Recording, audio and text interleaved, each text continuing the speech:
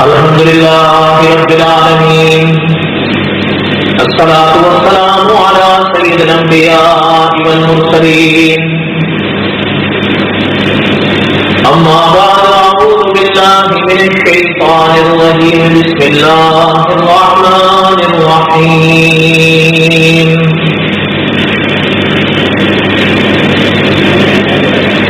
الف لام را، تلك آيات الكتاب المبين. إنا أنزلناه قرآنا عربيا لعلكم تعقلون.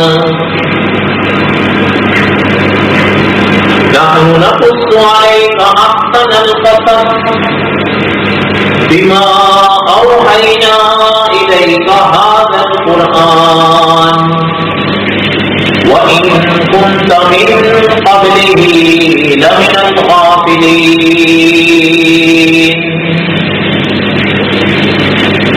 وقال النبي صلى الله عليه وسلم: أنا آخر الأنبياء وأنتم آخر الأمم. صدق الله العظيم وصدق رسوله النبي الكريم، ونحن على ذلك لمن الشاهدين والشاكرين، والحمد لله رب العالمين. اللهم صل على محمد وعلى آل محمد كما صليت على إبراهيم وعلى آل إبراهيم إنك حميد مجيد. اللهم بارك على محمد وعلى آل محمد كما باركت على إبراهيم وعلى آل إبراهيم إنك حميد مجيد. قصص الانبیاء علیہ السلام کے واقعات جمعہ کے بیانات میں ہم پڑھ رہے تھے.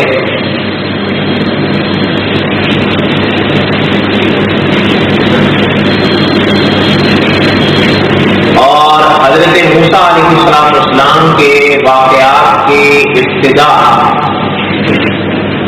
یا ابتدائیہ کو ہم دوہرا رہے تھے. حضرت موسیٰ علیہ السلام کے واقعات قرآن پاک میں اور اسلامی ذخیرہ کتب میں بڑی تفصیل اور تفاصیل کے ساتھ موجود ہیں.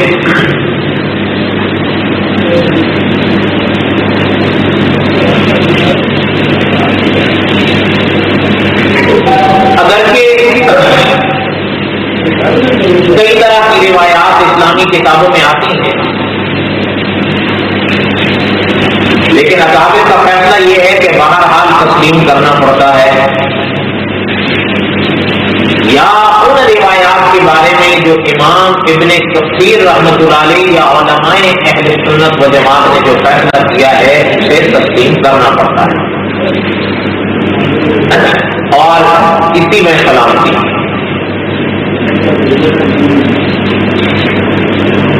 حضرت موسیٰ علیہ السلام کے واقعات ہم یہاں تک پڑھ پائے تھے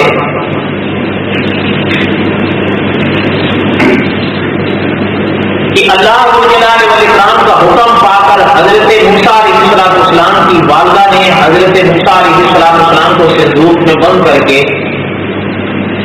دریا میں بہایا،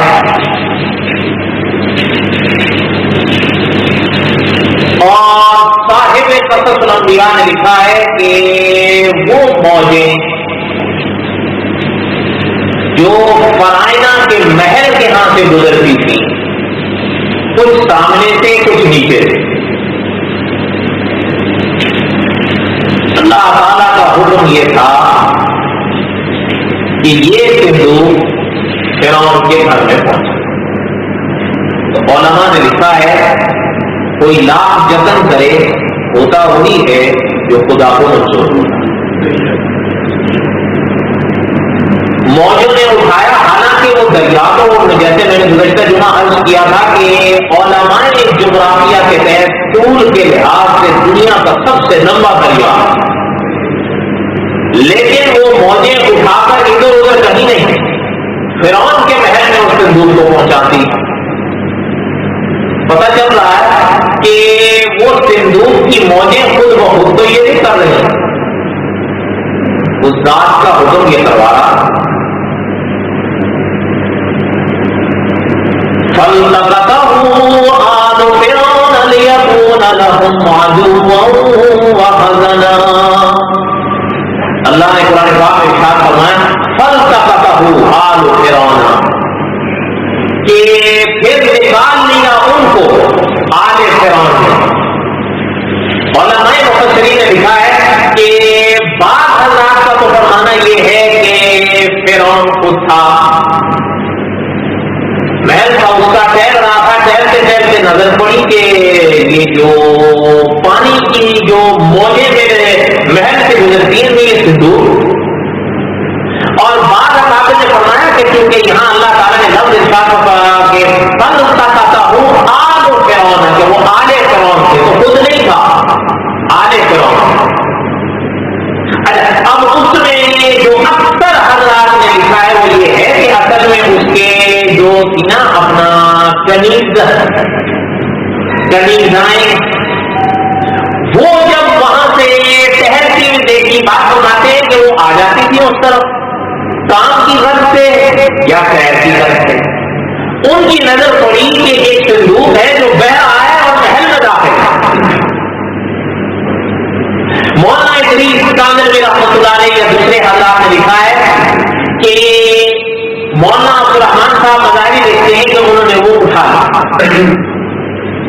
علماء یوں لکھتے ہیں کہ اب ان کا آپس میں ہوا کہ اس کو ہم کھولیں، لیکن ایک نے روک دیا کہ کھولو نہیں۔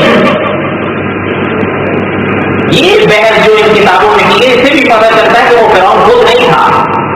قرآن صاحب جب کہہ رہا ہے کہ آل فرعون، پتہ چلتا ہے آل فرعون۔ اچھا، اب علماء مفسرین نے لکھا ہے کہ ان میں سے ایک بات آئی اور اس کو کہنے کہ اس کو کھولو نہیں۔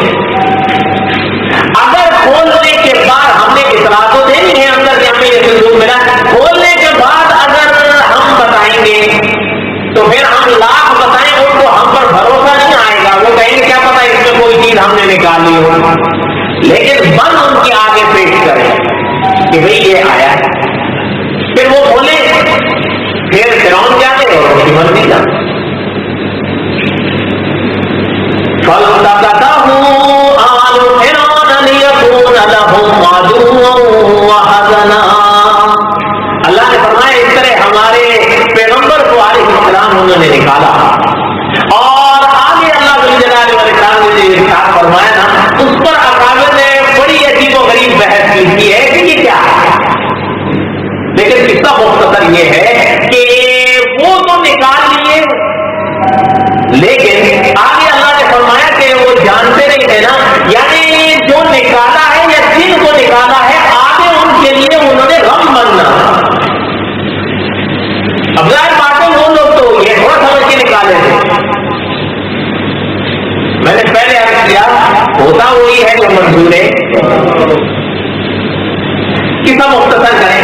خیر، علماء مفسرین نے لکھا ہے کہ وہ صندوق نکال کے وہ لے نہیں اندر، کنیزائیں تھیں، خادمائیں تھیں، انہوں نے لے جا کر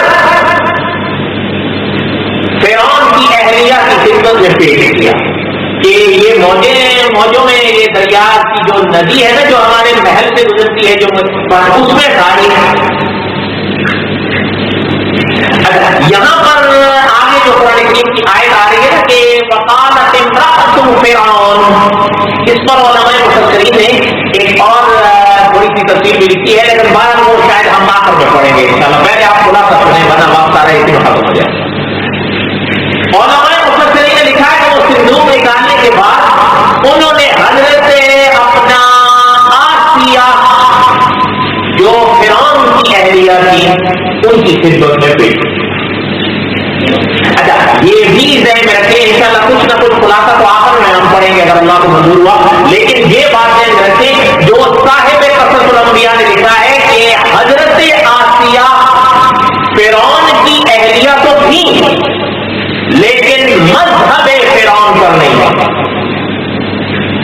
اور ہو سکتا ہے سب سے بڑی بات کسی کے ذہن میں یہ اشکال آئے کہ پھر وہ اہلیہ کیسے ہو گئی.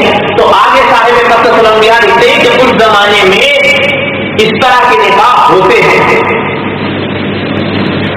اگر آپ دیکھ لیں تھوڑی سی تاریخ ہم نے شاید پہلے بھی کچھ نہ کچھ پڑھی ہے اشارے کنائے کے طور پر. حضرت نوح علیہ السلام کی جو اہلیہ تھی وہ حضرت نوح علیہ السلام کی اہلیہ ضرور تھی لیکن دین نوح پر نہیں تھی. حضرت لوط علیہ السلام کی اہلیہ حضرت لوط کی اہلیہ تو تھی لیکن دین لوط پر نہیں تھی. تیسری مثال اکابر نے حضرت آسیہ کی لکھی ہے کہ حضرت آسیہ فرعون کی اہلیہ تو تھی لیکن مذہب فرعون پر نہیں. تو بات سمجھ آئی آپ. اب اس پر کچھ اور تفصیلات کی ہیں لیکن بات اب ساری بڑی پڑی جا سکتی.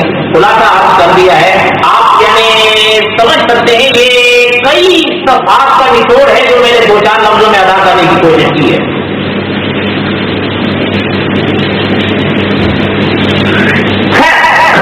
حضرت آسیہ نے وہ دیکھا کہ لوگ ہیں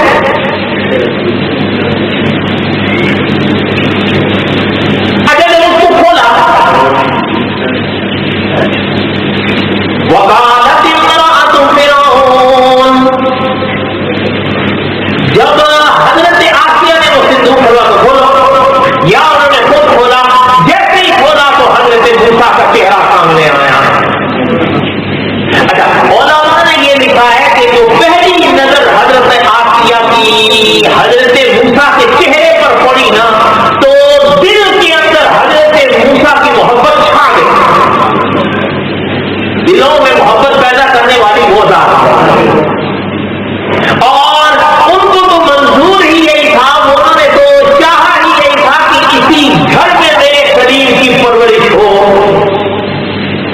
وہ جو دعوے کر کے بیٹھا ہوا تھا نا کہ انا ربکم الاعلی, اللہ ذوالجلال والاکرام نے اس کا گھمنڈ اسی طرح سے توڑنا.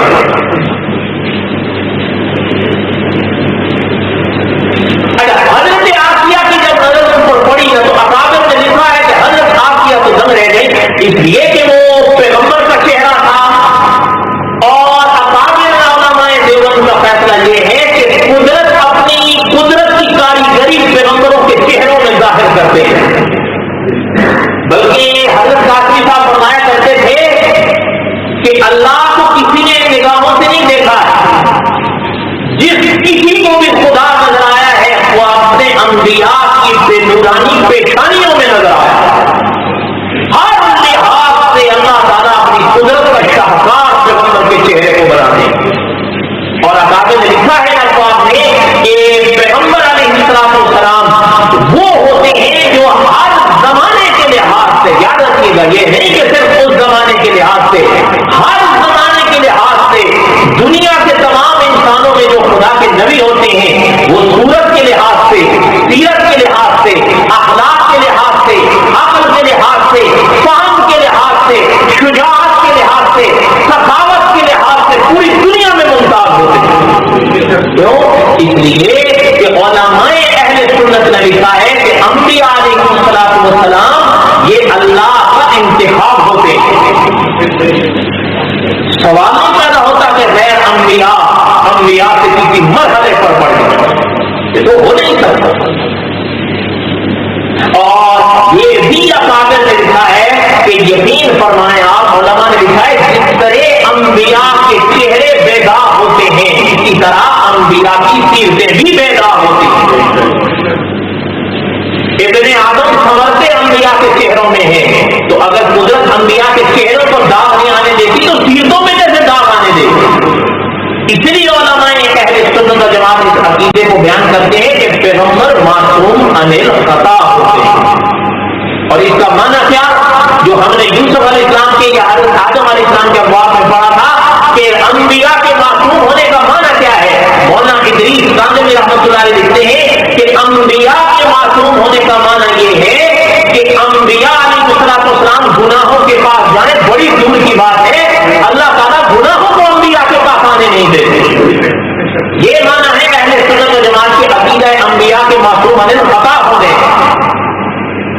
यही अकीदा आप भी रखो, इसलिए कि ये जरूरी है। उलमा ने लिखा है अंबिया को मासूम न माना जाए तो अकीदे की कोई हिफाजत नहीं होगी, अकीदे से अमन उठ जाएगा। सनद कैसे लाई जाएगी? बारह इसके कुछ अफवाह हम आगे पढ़ेंगे, अगर अल्लाह ने जिंदगी दी तो इंशाल्लाह। हजरत दाऊद अलैहिस्सलाम के वाकयात में कहने का मकसद ये था कि अल्लाह ने फरमाया कि जब वो सिंदूक निकाला गया, वो तो नहीं जानते थे कि जिनको हम निकाले, आगे इन्होंने जाके हमारे लिए गम बनना। एक बात। दूसरी बात, जब उन्होंने निकाला हजरत आसिया की नजर पैगंबर के चेहरे पर पड़ी,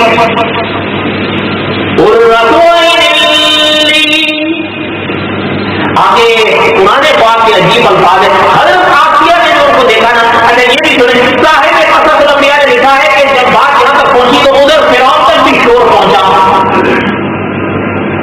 इसलिए कि उसके महल का ये वाकया था। उन्होंने भाई बच्चा आया, बच्चा आया, बच्चा आया, बच्चा आया, उस तक तो ये आवाज पहुंची ही पहुंची, लेकिन उससे पहले पहले उन सिपाहियों तक आवाज पहुंची कि महल में कोई बच्चा आया है, जिनके जिम्मे फिरौन का ये हुक्म था कि कोई भी लड़का अगर हाथ आए जाने ना पाए, वो भागे हुए आए। और उन्होंने लिखा है कि वो जो उस जमाने के उनके हथियार होते थे, तलवार या तीर या जो बला भी, वो लेकर सारे वो फौजी वो भागे भागे आए और उन्होंने दूसरे पढ़े अल्लाहुम्मा सल्ली अला सय्यिदिना मौलाना मुहम्मद व अला आलि सय्यिदिना मौलाना मुहम्मद व बारिक वसल्लम अलैहि। उन्होंने बच्चे को देखा।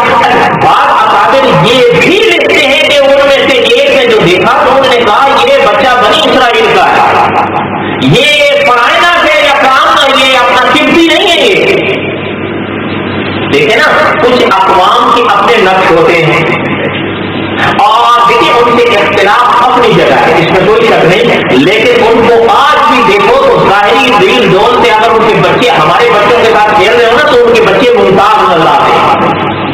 हमारे उस्ताद से फरमाया करते थे चाहे कुछ भी है, आप हुस्न यूसुफ की नस्ल तो है, सही बात है, गलत बात, इख्तिलाफ उनसे अपनी जगह। इख्तिलाफ का हक कौन सा है किसी को अगर दलाइल हो, लेकिन बारह लड़ी तो वही है। लेकिन आगे चल के जब अकीर उनका जाहिर होता है, ये उनकी अकीदे होते हैं जो उन पर नहुसत बनते छा जाते हैं। कोई बात आपको समझ में आई है? इशारा किया हूं मैं, अगर आप समझ गए हो। अच्छा, अब वो जब वो उन्होंने कहा कि ये बच्चा बनी इसराइल का है, ये किब्ती नहीं है, तो खैर हजरत आसिया वहां मौजूद थी, उन्होंने उसको कहा रुक जाओ। आखिर मलिका थी, अगर मेरे साथ कहने आके तो उन्होंने कहा रुक जाओ। अच्छा, वो फिर सिपाही आगे बढ़ने लगे, तो कहा इनको आप मलका साहब हमारे हवाले करें, हम हुक्म के पाबंद हैं। बादशाह का हुक्म ये है कि कोई भी बच्चा हाथ ये तो साफ पता चल रहा है बनी इसराइल इसके लग रहा है, और हमें हुक्म ये है वो सब ठहर तो जाओ, तुम्हारे बादशाह यही तो आएंगे।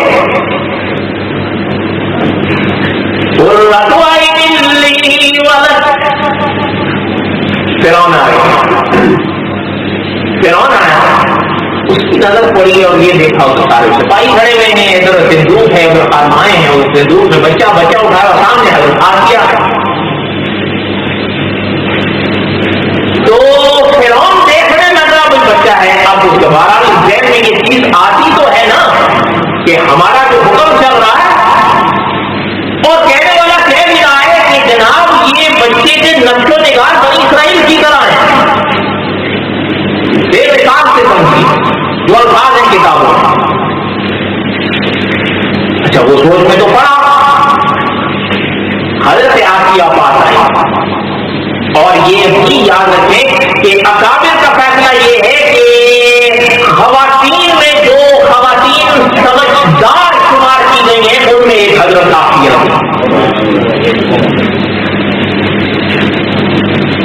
वो बात आई और फिरौन से कहने लगी, उनका तो शौहर था,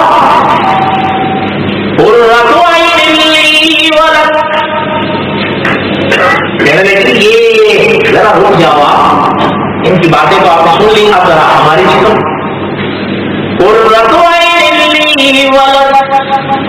बच्चे को देखो, इतना प्यारा बच्चा है, हमें लगता है हमारी आंखों की ठंडक है। और न सिर्फ हमारी आंखों की ठंडक है बल्कि आपकी आंखों की भी ठंडक है। इसी मौके पर आकाश ने लिखा है कि पैगंबर के चेहरे को अल्लाह ने ऐसे सजाया। हाँ, वो तो कलीम थे ना, वो तो हजरत मूसा थे। यानी उस दिन में यहाँ बैठे मुझे एक ख्याल आया, शायद मैं अकेले ही बैठा था, किसी बात के जिम्मे में मुझे ये चीज याद आई। आप मेरे साथ इत्तेफाक करें ना करें, लेकिन देखें कि गुज़श्ता दिनों मैंने अर्ज किया था कि उलमाए तारीख का फैसला ये है कि आप सल्लल्लाहु अलैहि वसल्लम से करीब करीब गालिबन 10 कम 2100 साल पहले का ये वाकया एक कौल के मुताबिक, वरना वल्लाहु आलम भी हकीकत हाल, अल्लाह ये तफसीलात बयान नहीं फरमाते। तारीख का फैसला ये है। कितने हो गए? अच्छा, अब आप जरा सोचिएगा, हुजूर अलैहिस्सलाम से आगे आप इस दौर में आ जाइए, कितने हो गए? 15 का दिया कर लेना, 21 में जब हम 15 कर दे कितने हो गए? 3600 साल का जमाना गुजरा है, लेकिन हजरत मूसा अलैहिस्सलाम की शान को समझिए कि आज भी हजरत मूसा का नाम जगमगा। और मौलाना मोहम्मद अमीन बुखारी रहमतुल्लाह अलैह फरमाया करते थे कि ये खुदा के पैगंबर ऐसे गुजरे हैं कि जिनको यहूदी भी नबी मानते हैं, ईसाई भी नबी मानते हैं और मुसलमान भी नबी मानते हैं। ये हम खुदा के नबियों में ऐसे नबी अल्लाह जिनको शान देना तो दिल कर रसुल फद्दलना बादहुम अला, अल्लाह की मर्जी है।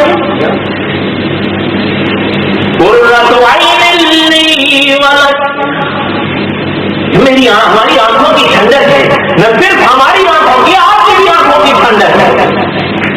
हजरत आसिया के अजीब जुमले हैं, ये आप एक चीज ये भी सुन ले, इस मरहले पर अकाद ने ये शह भी लिखी है कि सवाल हुआ था अपना हिंद में तालिब हुए मौलाना मोहम्मद गुफरान शेरानवी, उनसे एक दफा एक सवाल किया गया। तालिब इल्म कर लेते हैं, तालिब इल्म में कई तरह के लोग आ सकते हैं। एक तालिब इल्म ने यह सवाल किया था कि हजरत मूसा का नाम किसने रखा? 12 तालिब इल्म ये सवाल करें जैसा भी है, मुझे और आपको नहीं जैसे, इसलिए तो उनका काम ये होता है, बसा औकात उनको जरूरत पड़ जाती है या कभी कभी उनका ज़ौक़ उनको परेशान करता है। उनसे पूछा तो हजरत ने अपनी एक किताब लिखी थी, अपना ज़ख़ीरा मालूमात, 3 हिस्सों में। दूसरे हिस्से में उन्होंने सवाल का जवाब लिखा था कि असल तारीख ये बताती है, आगे तो अल्लाह जानते हैं, तारीख ये बताती है कि जब ये हजरत मूसा जिस संदूक में बंद थे ना, वो बहते बहते फिरौन के महल में पहुंचा था और उसकी खादमाओं ने उठाया था और हजरत आसिया की खिदमत में पेश किया था। और सबसे पहले हजरत मूसा अलैहिस्सलाम के पास चेहरे पर जब हजरत आसिया की नजर पड़ी तो हजरत मूसा का नाम रखा ही हजरत आसिया ने था। और रखा क्यों था ये? उन्होंने फरमाया उनकी जुबान में मुंह कहते थे पानी को, सा कहते थे लकड़ी को, तो जिधर पानी और लकड़ी की निस्बत में तो बह बह के आए थे, इसीलिए तो फरमाया तो मेरा गुस्सा है। वो ऐसे 2 लफ्ज हजरत आसिया की जुबान से अदा हुए कि मूसा ये लफ्ज बना और अब फिर उसका माना छुप ही गया है, अब मूसा ही है। क्या है? अब कुरान भी कहता है वज़कुर फिल किताब मूसा, अब मूसा ही है। हुजूर ने भी फरमाया हमने मूसा को देखा, अब मूसा ही है। अब मुदर्रिस से फरमाते हैं अब नाम का माना कौन जानता है, बस मूसा है। यानी जरा देखें हजरत आसिया की जुबान से ये निकले हुए 2 हर्फ जो एक नाम बना है, कैसे मकबूल हुआ है कि सदियां गुजर गई हैं, लेकिन दुनिया कहती है कि हजरत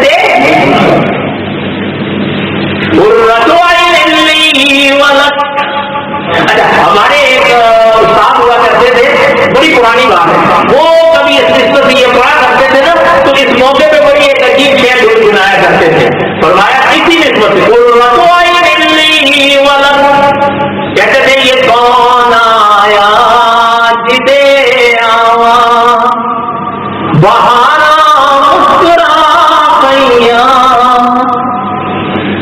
سبحان اللہ تو کہہ دو اور اللہ کے بندو مثال نہیں ہے عالم میں آپ لوگ ایسے اللہ تعالیٰ آپ لوگوں کو خوش رکھے وہاں علیہ البلاغ المبین سنتیں پڑھو.